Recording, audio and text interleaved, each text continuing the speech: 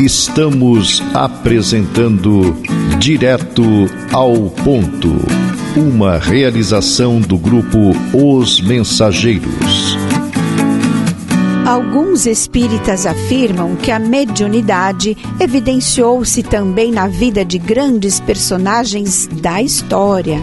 É fácil exemplificar-se isso? A história oficial dos líderes, povos, países, governantes ao longo da grande parte da evolução da humanidade foi sempre escrita sob encomenda, registrando dados e passagens que nem sempre expressam os fatos integralmente. Num país, por exemplo, apenas as ocorrências desenroladas no centro do poder, envolvendo personagens mais diretamente ligados, são preservados. O que acontece no interior raramente é contado.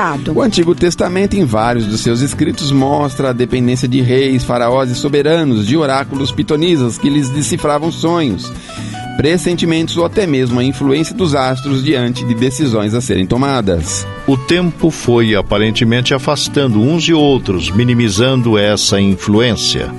Allan Kardec, na edição de março de 1864 da Revista Espírita, incluiu interessante matéria intitulada Uma Rainha Médium, construída a partir de notícias veiculadas em vários jornais da época, como Opinion Nationale e Siècle.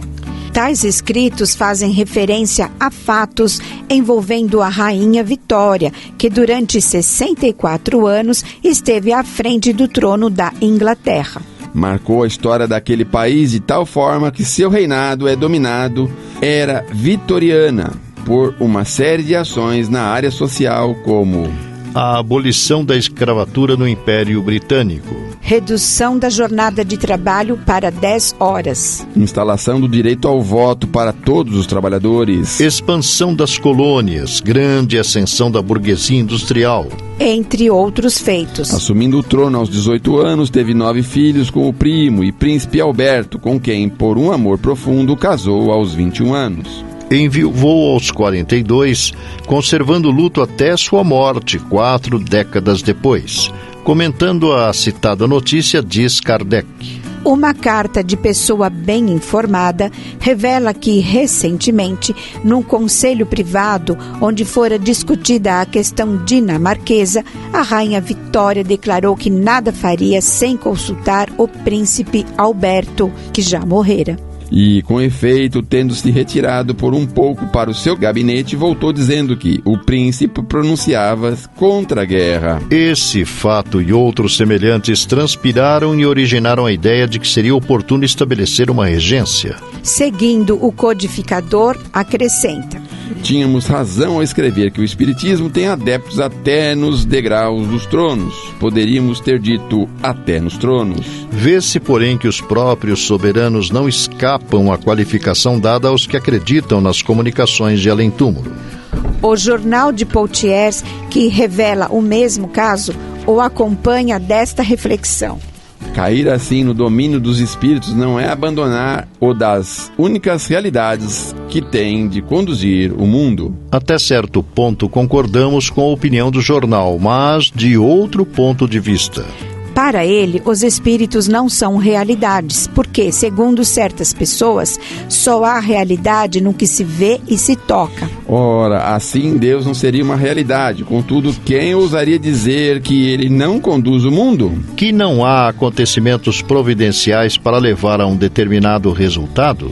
Então, os espíritos são instrumentos de sua vontade, inspiram os homens, solicitam-nos, malgrado seu, a fazer isto ou aquilo, a agir neste sentido e não naquele, e isto tanto nas grandes resoluções quanto nas circunstâncias da vida privada.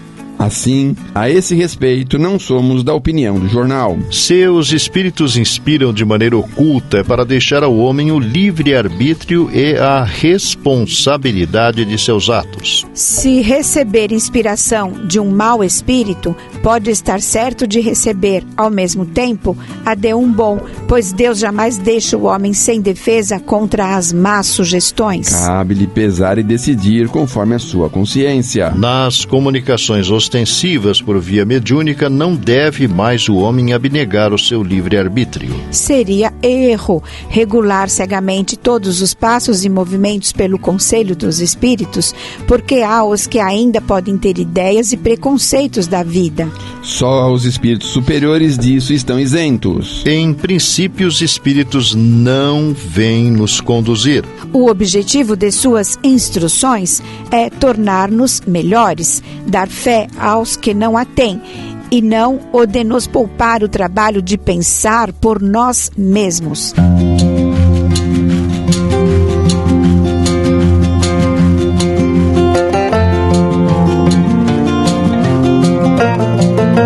O Grupo Espírita Os Mensageiros é uma entidade dedicada à difusão da mensagem espírita, sobretudo as recebidas pelo médium Francisco Cândido Xavier, e atua de forma absolutamente gratuita, tanto no Brasil como no exterior.